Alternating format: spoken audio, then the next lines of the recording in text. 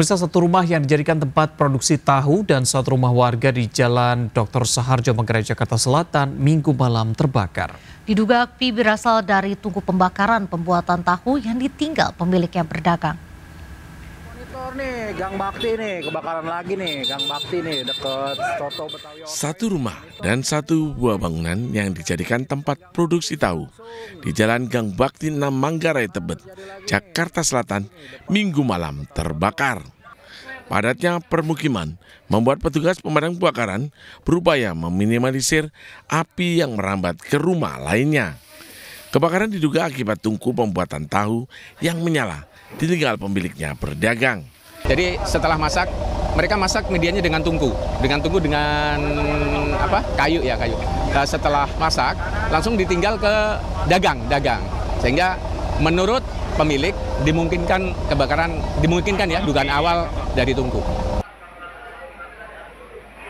Api baru dapat dipadamkan setelah petugas pemadam kebakaran menurunkan mobil damkar ke lokasi kebakaran. Tidak ada korban jiwa dalam peristiwa ini. Kasusnya kini ditangani Polsek Tebet, Jakarta Selatan. Dari Jakarta, Sofyan Firdaus melaporkan. Pemirsa, sebuah gudang bahan baku sofa dan spring bed di Kabupaten Bekasi, Jawa Barat, Minggu malam ludes terbakar. Api dengan cepat membesar, akibatnya gudang roboh dan 4 mobil terbakar.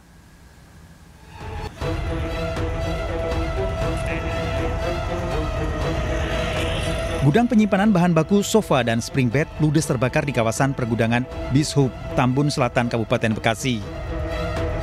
Bahan yang mudah terbakar membuat api dengan cepat membesar hingga merobohkan bangunan gudang. Kebakaran juga menghanguskan 4 kendaraan truk yang berada di lokasi. Petugas damkar berjibaku memadamkan api, berupaya mengurangi gerakan api agar tidak merambat ke bangunan lain. Dalam proses pemadaman, petugas damkar sempat kesulitan lantaran mencari sumber air. 12 unit mobil pemadam kebakaran dari Kabupaten Bekasi dan Kota Bekasi diturunkan ke lokasi. Udah libur sih, Bang. Udah libur. Itu api langsung gede aja atau gimana, Bang? Iya, langsung gede aja. Ada yang lihat tuh, ya kan, dari depan gudang saya tuh ada yang ingat gitu ya. Itu awalnya sih katanya listrik konslet. Awalnya itu sudah gede gitu apinya. Nah, di sebelah itu gudang sepatu. Iya. Tapi sempat ada karyawan nggak, Bang? Nggak ada, lagi libur. Oh, kosong ya gudangnya ya? Kosong. Oh, dalam keadaan. Bang, itu mobil juga kebakar, Bang? Mobil kebakar, dua truk. Bang, itu gudang penyimpanan apa, Bang? Bahan baku sofa sedikit. Sementara arus listrik di sekitar pergudangan belum dipadamkan dan membahayakan petugas. Petugas juga melakukan pendinginan di gudang yang berdekatan dengan lokasi yang terbakar agar tidak menjalar. Kita melakukan proses pemadaman, listrik masih menyala, akhirnya kita hentikan sambil kita nunggu pihak PLN untuk mematikan arus listrik. Setelah PLN kita tunggu lama, bangunan runtuh, ada ledakan juga. Akhirnya kita lakukan lagi setelah arus pendek listrik ini diputus. Penyebab pasti kebakaran belum diketahui. Diduga sementara korsleting listrik dari gudang di dalam. Kasus ini dalam penanganan Polsek Tambun Selatan, Polres Metro Bekasi. Dari Kabupaten Bekasi, Jawa Barat, Ahmad Johari Lutfi melaporkan. Pemirsa, kegiatan siswa SMA Negeri 1 Porong Sidoarjo ke Malang yang berujung kecelakaan maut di Tol Pandaan ternyata tidak berizin. Siswa dan guru pendamping yang berangkat hanya mengantongi izin mandiri dari kepala sekolah tanpa izin Dinas Pendidikan Provinsi Jawa Timur.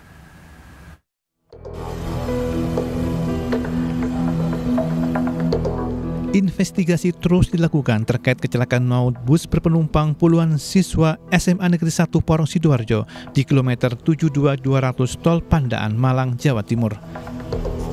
Perkembangan terakhir, kegiatan siswa SMA Negeri 1 Porong dalam rangka foto kenangan perpisahan tersebut tidak berizin Dinas Pendidikan Jawa Timur.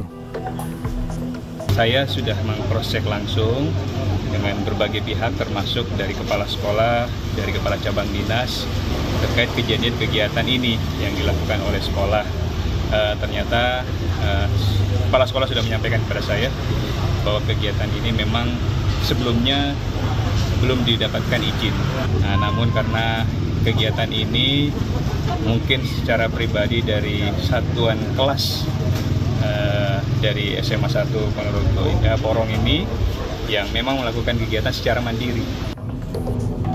Terkait kecelakaan yang menewaskan seorang siswi, PLT Bupati Sidoarjo Supandi memberikan santunan kepada keluarga korban. Pemerintah kabupaten mengimbau seluruh sekolah di Sidoarjo untuk tidak melakukan kegiatan keluar kota Sidoarjo. Jadi himbauan untuk SMP ke bawah ini sementara kita tidak perbolehkan karena kondisi cuaca yang seperti ini. Contoh kemarin yang ada di Mojokerto. Hari ini, padahal kemarin ini baru kita sampaikan, ini terjadi di... Pasca kecelakaan, Dirlantas Polda Jatim dan Satlantas Polres Pasuruan menggelar olah TKP tepatnya di Desa Capang, Kecamatan Purwodadi, Kabupaten Pasuruan. Olah TKP secara ilmiah untuk memastikan penyebab kecelakaan. Saat ini gabungan dari Dirlantas Polda Jatim, tim TNI Polda Jatim, tim Jasa Raga Polda Jatim, dan tim Dilaka Jatim sedang melaksanakan olah TKP di tempat kejadian perkara, tepatnya di KM 72,200 wilayah Purwodadi, Kabupaten Pasuruan, yang nantinya hasil ini akan tahu penyebab terjadinya laka lantas. Bus Brimob mengangkut 31 siswa kelas 12 SMA Negeri 1 Porong yang berencana membuat foto album kelulusan. Di lokasi kejadian, bus menabrak tiang penunjuk arah tol. Dari Pasuruan dan Sidoarjo, Jawa Timur, tim liputan melaporkan. Pemirsa, terjawab sudah teka-teki kepulangan Kurniawan Dwi Yulianto ke tanah air. Terbang dari Italia, KDY kembali ke Indonesia untuk menjadi tangan kanan Indra Syafri, asisten pelatih di Timnas U20.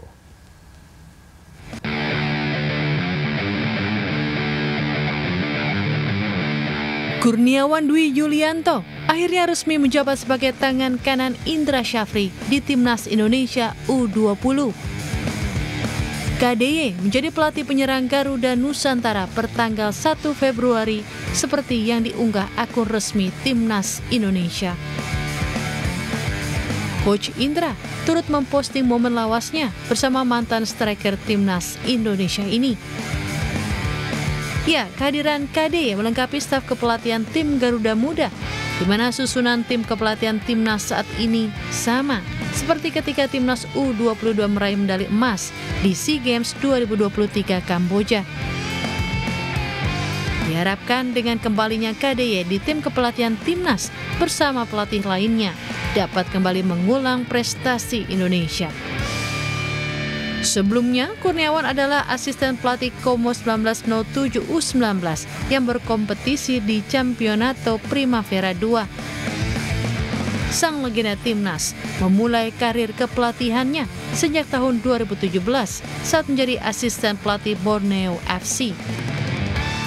Mantan pemain Sampdoria ini juga terpilih menjadi asisten pelatih Timnas pada 2018, Timnas U23 pada 2019, dan pelatih klub Malaysia Sabah FC pada 2019 hingga 2021.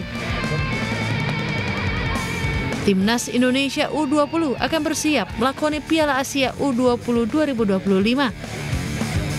Garuda Nusantara akan menantang Iran di laga pertama mereka pada 13 Februari mendatang. Indra Syafri menyambut hangat Kurniawan Dwi Yulianto sebagai asistennya dalam kepelatihan Timnas Indonesia U20. Kurniawan pun mengaku selalu siap untuk Timnas dan berharap dapat mencapai target yang diinginkan. Dan alhamdulillah berkat support dari Ketua Umum PSSI hari ini sudah hadir Coach Kurniawan untuk mensupport tim kepelatihan kita. Ini tim yang sudah sama dengan tim kepelatihan waktu kita di SEA Games, dan mudah-mudahan akan lebih solid dan lebih bisa saling menguatkan di dalam menuju Piala Asia ini. Terima kasih ya dikasih kesempatan untuk kembali ke tim nasional karena seperti yang saya katakan untuk tim nasional saya selalu siap gitu kan. Saya diminta untuk membantu di Timnas U20 ini terutama untuk masalah lini depan, dan mudah-mudahan apa yang menjadi target dari kita semua bisa tercapai. Pelatih Timnas Indonesia Patrick Kluivert hadir dalam lanjutan pertandingan Liga 1 di Stadion Patriot Candrabaga, Kota Bekasi, Jawa Barat pada Minggu malam. Patrick didampingi asisten pelatih Denny Lanzard dan Alex Pastor serta manajer Timnas Sumarji memantau para pemain yang akan dipanggil masuk dalam Timnas lanjutan pertandingan dengan Timnas Australia pada Pra-Piala Dunia 2026 Maret mendatang.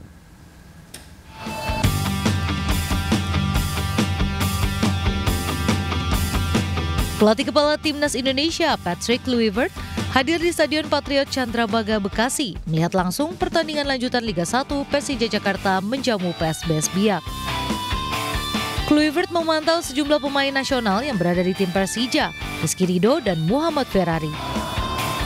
Pengganti Shin Tae-yong ini rencananya akan merekrut 24 pemain timnas dalam persiapan menghadapi lanjutan Pra-Piala Dunia 2026 bulan Maret mendatang melawan Timnas Australia, Timnas Bahrain, serta Timnas Cina. Usai melakukan pemantauan, pelatih asal Belanda ini meninggalkan stadion pada pertengahan babak kedua. Walau sempat menjadi perhatian supporter, Patrick langsung menuju kendaraan tanpa mengeluarkan komentar kepada media. Sementara itu, dalam pertandingan Liga 1 antara Persija dan PSBS Biak berakhir imbang 2-2. Dari Bekasi, Jawa Barat, Rahmat Hidayat melaporkan. Drama 6 gol terjadi saat Timnas Futsal Indonesia melawan Argentina dalam turnamen persahabatan Futsal Four Nation World Series di Jakarta International Velodrome, Jakarta Timur. Meski kalah, Indonesia mampu memberikan perlawanan sengit kepada tim juara dunia futsal 2016 tersebut.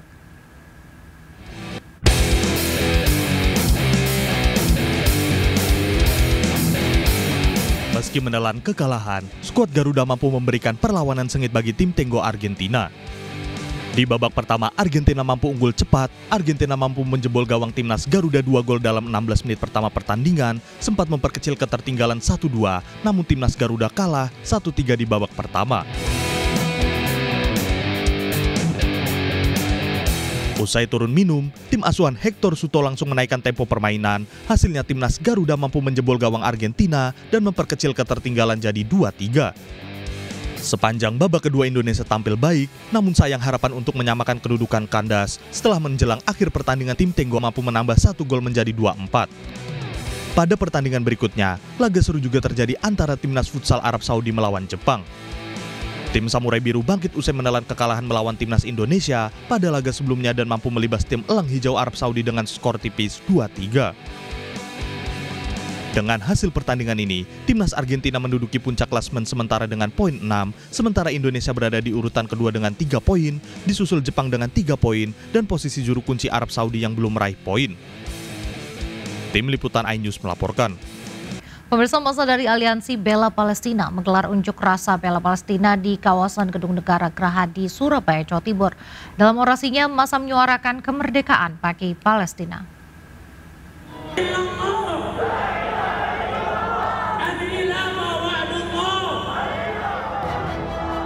Ribuan peserta dari Aliansi Bela Palestina menggelar long march dari depan Gedung Negara Geraha di Surabaya, Jawa Timur sebagai bentuk solidaritas terhadap Palestina. Membentangkan berbagai poster dan yel-yel anti-Israel, massa menyuarakan kemerdekaan Palestina dari penjajah Zionis Israel. Massa juga menggelar aksi yang menceritakan kekejaman Israel terhadap warga Palestina, terutama anak-anak, kaum wanita, dan lansia. Dalam orasinya, demonstran meminta para pemimpin Muslim di dunia untuk segera menyalurkan bantuan kepada rakyat Palestina. Alhamdulillah kita saat ini melakukan aksi bela Palestina. Tujuannya adalah menyampaikan kepada masyarakat bahwa kita masih mempunyai masalah. Saudara kita yang ada di Palestina masih dalam posisi penjajahan. Memang saat ini ada gencatan senjata, namun kami ingatkan bahwa gencatan senjata itu tiada lain adalah tipu daya dari orang-orang Zionis Israel yang ingin tetap menjajah.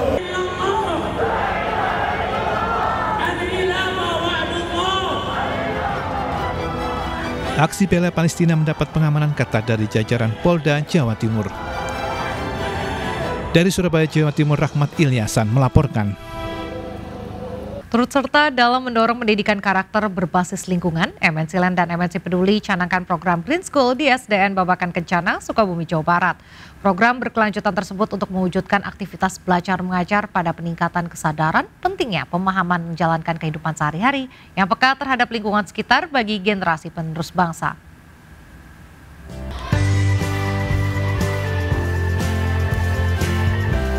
MNC Land sebagai pengembang kawasan ekonomi khusus MNC Lido City bersama MNC Peduli melaksanakan program Green School di SDN Babakan Kencana, Desa Benda yang berdampingan langsung di kawasan ekonomi khusus MNC Lido City, Jawa Barat. Program ini mengajak seluruh warga sekolah untuk aktif dan peduli terhadap lingkungan yang berkelanjutan. MNC Land dan MNC Peduli memberikan bantuan peralatan kebersihan dan secara bersama melakukan kebersihan agar memberikan kenyamanan dalam proses belajar mengajar. Baik MNC Peduli maupun MNC Land sangat concern untuk melakukan pelaksanaan corporate social responsibility dari MNC Group secara keseluruhan. Nah, salah satunya adalah dengan program Green School ini. Dengan kegiatan ini kita bisa terus menunjang program kegiatan belajar mengajar di sekolah yang ada di sekitar KEK Lido. Pada kegiatan ini, siswa diajak bergotong royong membersihkan lingkungan sekolah serta menanam bibit tanaman sebagai bagian dari pendidikan karakter yang berwawasan lingkungan. Pendidikan Green School ini sangat manfaat untuk pembentukan karakter anak-anak kami untuk kegiatan yang lebih positif. Lebih membangkitkan lagi anak-anak dalam penghijauan. Jadi sangat semangat, berantusias untuk menyambut program ini di sekolah kami. Mudah-mudahan dengan adanya dukungan dari MNC Peduli dan MNC Land membuat sekolah kami lebih maju lagi. Program Green School diharapkan dapat menciptakan lingkungan sekolah yang lebih sehat, juga menjadi ajang pendidikan karakter bagi siswa usia dini yang berwawasan lingkungan. Dari Sukabumi, Jawa Barat, Ismalia Jemi Yasin, iNews melaporkan. Pemirsa, kebijakan baru pemerintah terkait penjualan LPG 3 kg berdampak pada kelangkaan LPG di berbagai wilayah. Di Jakarta, agen hanya menyediakan stok LPG terbatas, baik bagi penyalur maupun subpenyalur resmi LPG.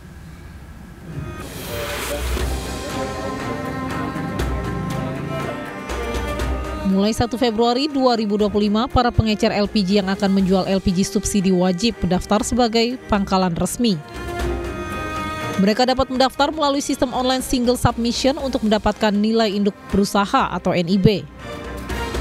Kewajiban ini juga berlaku bagi pengecer perorangan. Hal ini pun mendapat berbagai tanggapan dari masyarakat. Kalau harapan saya sih sebenarnya ya harga-harganya standar aja. Pertama, kedua ya jangan dipersulit lah gitu untuk membeli-beli di warung gitu kan. Jadi enak gitu Pak. Jadi nggak usah membeli-beli ke agen gitu Pak. Kan lumayan juga Pak. Agen itu kan agak jauh juga. Kalau di warung-warung kan dekat. Kebijakan baru terkait penyaluran LPG subsidi diharapkan dapat mencegah penyalahgunaan LPG maupun penyaluran yang tidak tepat sasaran. Dari Jakarta, Henry Aprila, Dias Triawan, Muhammad Zulkarnain melaporkan. Sejumlah pemilik pangkalan gas LPG bersubsidi di Jakarta mengeluhkan terbatasnya pasokan gas dari Pertamina. Akibatnya mereka pun kesulitan memenuhi tingginya permintaan masyarakat.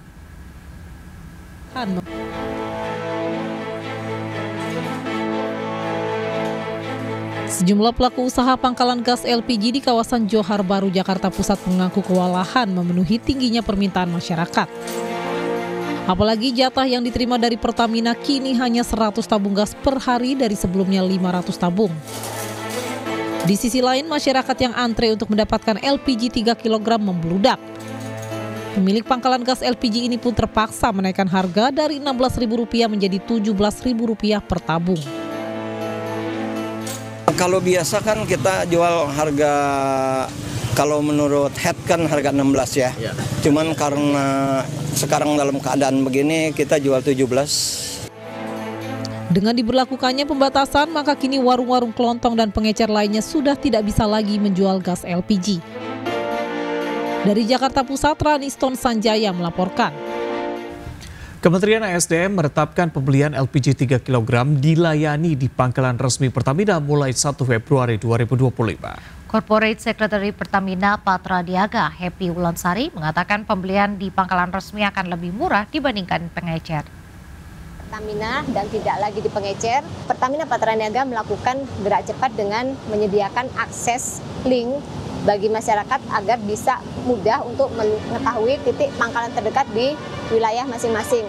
Adapun linknya bisa dicek di link berikut ini, dan tentunya kebijakan pemerintah tersebut sangat menguntungkan masyarakat karena harga untuk LPG 3 kg di pangkalan ini tentu sesuai dengan HET yang ditetapkan oleh Pemda masing-masing dan tentunya lebih rendah daripada harga di pengecer.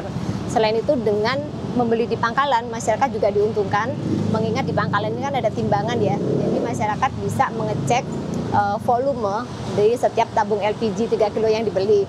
Jika memang dirasa kurang pas, tentunya bisa dilakukan penukaran secara langsung. Pemirsa, buntut polemik dari pagar laut disertai penerbitan sertifikat hak guna bangunan atau HGB di atas laut, Menteri Agraria dan Tata Ruang sekaligus Kepala Badan Pertanahan ini memecat 8 pegawai dari jabatannya dan membatalkan 50 sertifikat.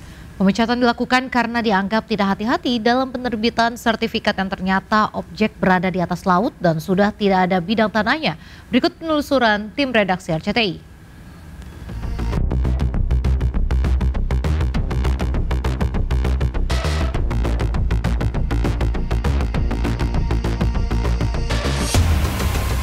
Kisru penerbitan sertifikat di atas laut Tangerang terus bergulir.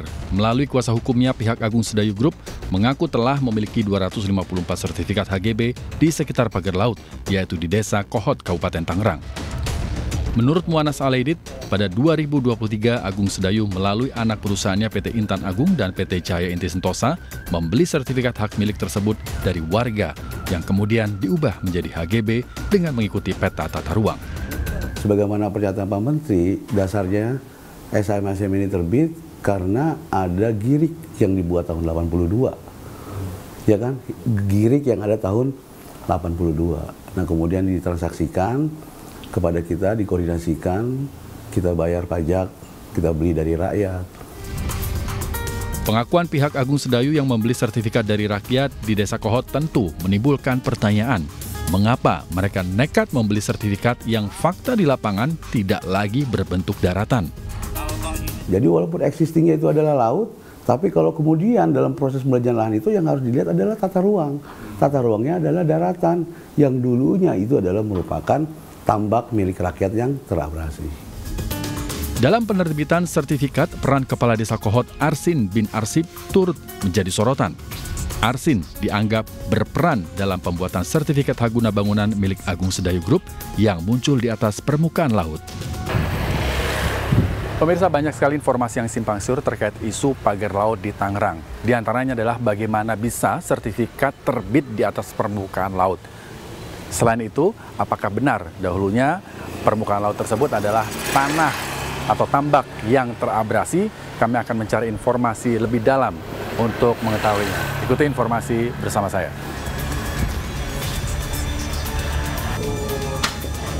Kami mendapat kesempatan untuk mewawancarai Kepala Desa Kohot.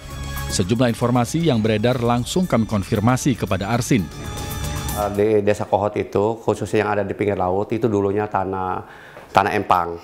Tanah empang itu tanah yang ada tanggul-tanggulnya ya empang untuk tanam ikan. Orang tua saya memiliki tanah kebetulan ada di pinggir laut juga. Itu memang abrasi dan sangat luar biasa abrasinya. Arsin juga mengatakan jika permohonan penerbitan sertifikat sudah melalui prosedur yang tepat, bahkan telah dikaji oleh pihak kantor ATR BPN Kabupaten Tangerang. Sebelum mengabulkan permohonan melalui pengkajian yang sangat luar biasa. Pengkajiannya itu ada di pihak terkait ya. Saya hanya kepala desa hanya mengajukan permohonan. Ya kesananya ya urusan itu tadi ya urusan instansi terkait ya. Untuk memastikan benarkah ada tanah yang terabrasi di Desa Kohot, kami langsung mendatangi lokasi tepi pantai Kampung Alar yang berbatasan langsung dengan proyek PIK 2. Sayangnya, beberapa nelayan tak berani memberikan keterangan karena khawatir terjadi intimidasi dari orang yang tak dikenal. Dari Kabupaten Tangerang, Banten, tim liputan RCTI melaporkan. Pemirsa, perdebatan benarkan sertifikat hak guna bangunan yang terbit di atas laut sebelumnya merupakan daratan harus terus dicari kebenarannya. Sementara itu kepada awak media, Kementerian ATR BPN telah memberikan sanksi kepada 8 pegawainya karena terlibat penerbitan sertifikat laut. Keberadaan pagar laut cukup mengganggu aktivitas nelayan. Penerbitan sertifikat hak guna bangunan atau SHGB membuat sebagian nelayan sangat berhati-hati memberikan keterangan kepada awak media. Tapi emang dulu ini daratan Pak ya? Masih kelihatan ya? Iya daratan, itu kan daratan kelihatan. Cuman emang daratannya nggak sampai sejauh sana ya? Nggak nyampe ke situ-situ enggak. Hingga akhirnya kami bertemu dengan Patek, seorang nelayan kampung Alar yang sudah sejak kecil menjadi nelayan. Nah Pak, saya dapat informasi. Benar nggak sih dulu di sini itu daratan berupa empang-empang? Kalau daratan, setahu saya dari kecil dari sini ya, paling 200 lah. Paling jauh itu 200 meter. Oke, 200 meter? Iya, dari bibir pantai. Benar ya. Itu dulu daratan?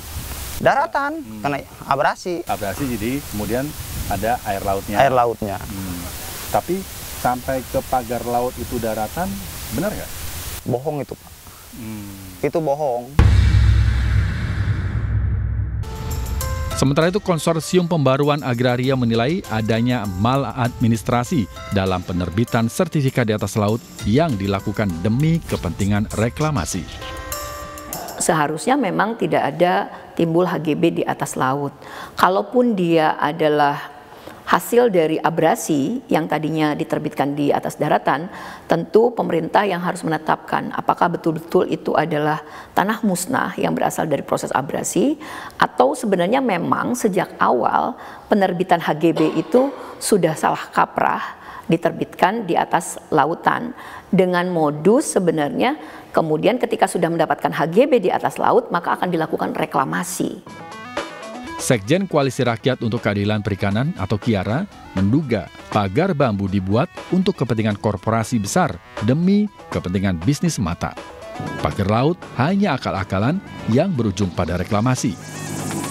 Sekalipun dulu ini adalah daratan yang abrasi gitu ya, tapi kan ya dia sudah berubah fungsi apa ini ujung-ujungnya jangan-jangan maunya sebenarnya reklamasi aja gitu. Kementerian ATR BPN telah melakukan serangkaian investigasi terkait penerbitan sertifikat di atas laut. Kepada awak media, Nusrat Wahid menyebut kementerian telah memberikan hukuman kepada 8 orang yang terlibat dalam penerbitan sertifikat laut. 8 orang itu mereka yang waktu itu terlibat dalam proses penerbitan sertifikat yang kita anggap tidak prudent, tidak hati-hati. Kenapa saya anggap tidak hati-hati? Karena kalau kita lihat dari aspek dokumen juridisnya, itu memang lengkap. Dari aspek prosedurnya, itu memang terpenuhi prosedurnya. Tapi ketika kita cek kepada fakta materialnya, itu nggak sesuai. Karena sudah tidak ada bidang tanahnya. Kini muncul sertifikat laut di daerah lain, salah satunya di Subang, Jawa Barat. Lalu bagaimana langkah Kementerian ATR BPN untuk menelusuri siapa pelaku-pelaku yang menerbitkan sertifikat tersebut? Tim Liputan Redaksi RCTI melaporkan. Pemirsa, PT MNC Asuransi Indonesia atau MNC Insurance sukses menggelar Agency Kick-Off 2025 di Park Hyatt Jakarta Pusat. Kegiatan dengan tema Stronger Collaboration for Excellent Growth sebagai bentuk apresiasi kepada para agen terbaik yang berdedikasi dan berkembang bersama MNC Insurance.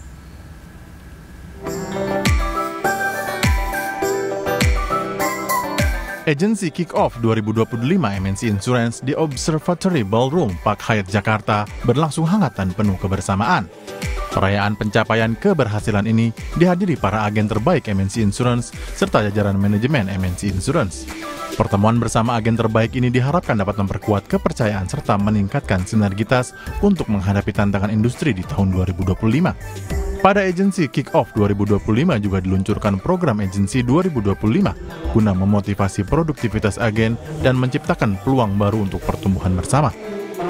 Kami mengucapkan terima kasih atas dukungan para agen yang telah mendukung kami selama ini, dan kami harap di tahun ini dan tahun berikutnya juga tetap terus mendukung MNC Insurance untuk terus berkolaborasi dan memberikan bisnis-bisnis yang sehat sehingga kita bisa tumbuh bersama. Memastikan untuk sinergi antara mitra agen kami yang tergabung dalam MNC Asuransi Indonesia dan memastikan melalui program yang kita buat malam hari ini kerjasamanya tetap terbina sehingga menghasilkan produktivitas yang paling maksimal di tahun ini.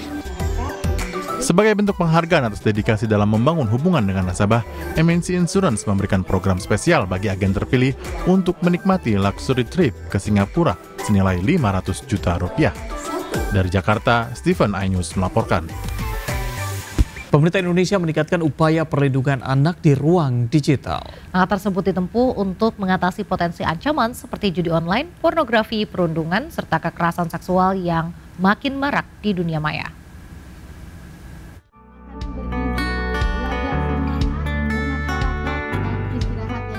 Pemerintah Indonesia terus meningkatkan upaya perlindungan anak di ruang digital. Menteri Komunikasi dan Digital Mutia Hafid mengatakan sesuai arahan Presiden telah dibentuk tim kerja untuk percepatan penyelesaian peraturan terkait. Tim melibatkan berbagai kementerian termasuk Kementerian Kesehatan, Kementerian Pemberdayaan Perempuan dan Perlindungan Anak, serta Kementerian Pendidikan. Tim bekerja mulai 3 Februari untuk merumuskan regulasi yang diperlukan. Data menunjukkan Indonesia menempati urutan 4 terbesar di dunia dalam kasus pornografi anak di ruang digital. Aduan terbanyak yang diterima Kementerian Komunikasi dan Digital meliputi judi online, perundungan, serta kekerasan seksual terhadap anak di internet. Ya, ini kan sesuai arahan Presiden untuk memperkuat perlindungan anak di ranah digital dan menindaklanjuti hal tersebut. Kami telah mengeluarkan SK tim kerja untuk percepatan penyelesaian peraturan ini. Dan ini melibatkan berbagai kementerian, makanya kami terima kasih sekali Pak Menkes, Ibu Men PPPA dan juga Mendikbudrismen mengirimkan eselon 1, eselon 2-nya juga untuk ikut dalam tim kerja ini yang akan bekerja mulai esok. Kita tahu angka-angka yang memprihatinkan dari kejahatan-kejahatan di dunia maya terhadap anak-anak kita. Di antaranya untuk pornografi anak itu Indonesia keempat terbesar di dunia di ruang digital. Menteri Pemberdayaan Perempuan dan Perlindungan Anak Arifatul Khairi Fauzi menyambut baik inisiatif tersebut dengan menekankan pentingnya kolaborasi antar kementerian untuk melakukan sosialisasi aturan penggunaan media sosial bagi anak-anak sekolah.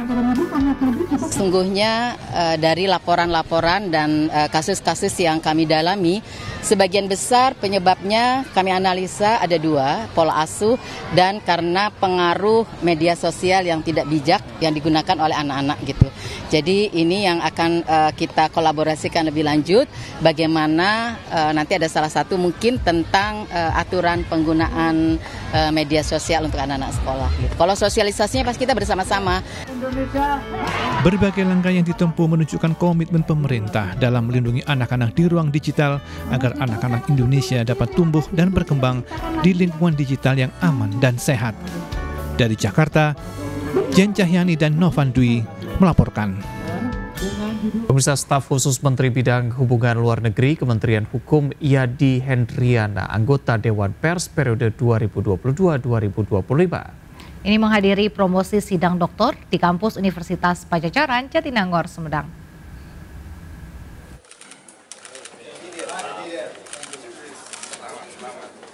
Judul Disertasi Ekonomi Politik Media dan Pemerintah pada Pandemi COVID-19 menjadi tema pada sidang promosi Dr.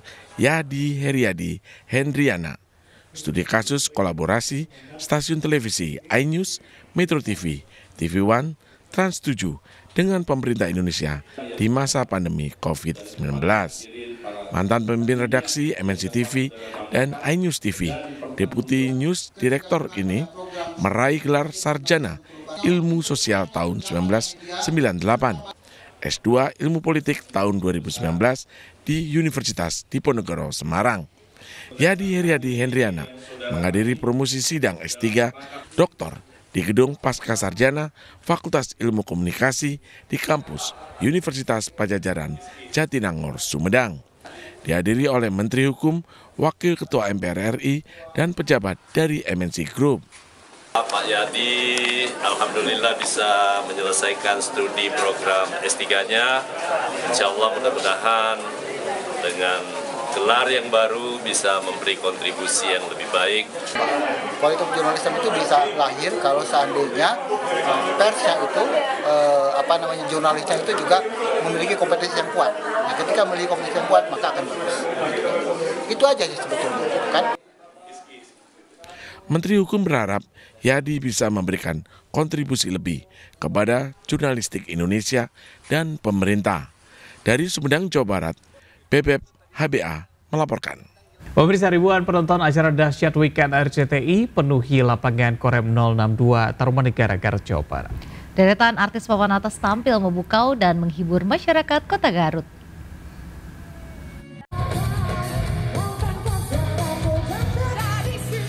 Acara yang digelar RCTI ini menghadirkan banyak artis papan atas seperti grup band Kotak, Tantri dan Arda, Gia Yobi, Ruben Onsu, Rafael Tan, Trio Macan, Berlina Lovel, dan juga dimeriahkan penampilan pas Heman 90, juga banyak game lainnya. Tak hanya musik, Ruben Onsu, Rafael Tan, dan Gia Yobi juga membawakan acara Lomba Hias Domba Garut dan game door prize, mencicipi makanan surabi oncom khas Garut. Trio Macan membawakan lagu khasnya, Gia Yobi dengan lagu dangdutnya. Berliana Lovel menghibur para penonton yang sedang asik berjoget di bawah panggung.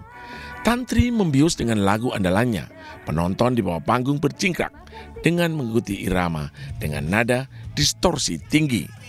Tantri yang didampingi suaminya Arda mengaku kagum melihat antusias warga Garut untuk datang ke acara Dahsyat Weekend.